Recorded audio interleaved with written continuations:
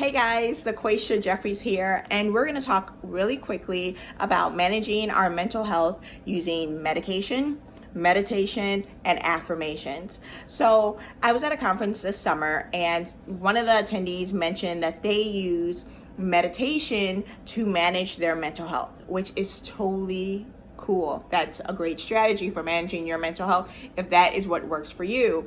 However, I know there are so many stigmas attached to managing our mental health using medication that I wanted to address that. So I'm a person who has dealt with anxiety and depression in my own life, and one way that I combat it and take care of myself and practice self-care is through medication, and I feel no shame associated with that. And I know for many people that just isn't the case. There's a great deal of shame about using, I guess, an external resource to manage our care.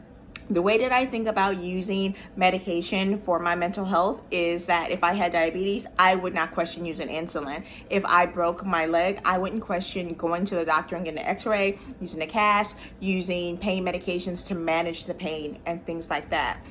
Although I use meditation also for my depression and anxiety, using the medication allows me to integrate the other aspects of my care. So medication gets me to a place where meditation is most beneficial to me. However, practicing meditation is what got me to the place where I could go and seek the support of a therapist. It gave me the clarity of mind. It gave me a calmness and a little bit of detachment from the situation so that I can think clearly enough to decide what's the next best course of action for myself.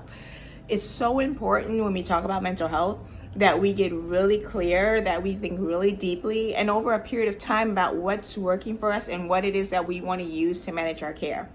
When we talk about affirmations, which is something I love speaking about, I believe in affirmations and the power of our words and shaping our reality the way that we want. Words alone are not enough for many of us, and that is fine, but they can help to support our mental health, right? One thing we know about depression and anxiety is that our brain often tells us things that just may not be the only truth. One of the questions that was asked at one of my summer sessions at the teacher self-care conference this summer was about the truth, and how when you're using cognitive behavioral therapy, which is another video I'll make another time, to manage your self-care, cognitive behavior therapy deals a lot with confronting your thoughts and your core beliefs about yourself and the way that they impact your anxiety and your depression or the way that you relate with the world. So it's directly impacting those thoughts, addressing those thoughts and seeing whether or not they're true, right? And so the question was about, well, am I just telling myself that these things aren't true?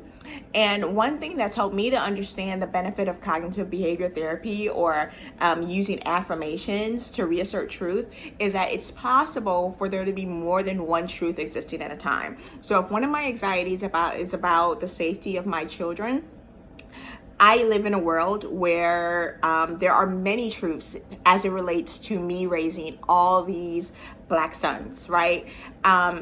However, that's not the only truth. The affirmations help me access another truth, something else I can hold on to that is not going to feed any anxiety that I have. So if you are a person that deals with mood disorders, anxiety, depression, bipolar disorder, anything like that, you have to decide for yourself what type of treatment options are going to be right for you. And it's something that I hope I am always an advocate of, finding your truth for yourself, destigmatizing mental health. If you need medication, that is okay. If you use meditation, that's great. If you use affirmations, wonderful, power to you. And if you wrap it all up in therapy basket, along with like whole foods and vitamins and drinking your water and proper sleep, that's all great and fine. I don't want us to stigmatize people who use various methods to get to wellness. And so I'd love to know if this resonated for you, if it's something that you've thought about.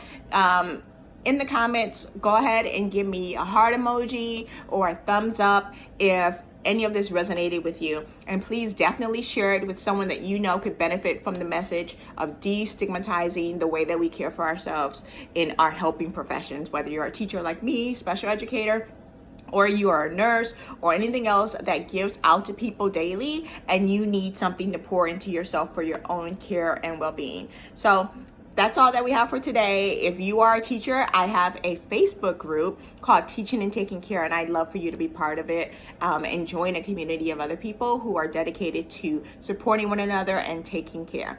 In the meantime, have a great summer. Bye.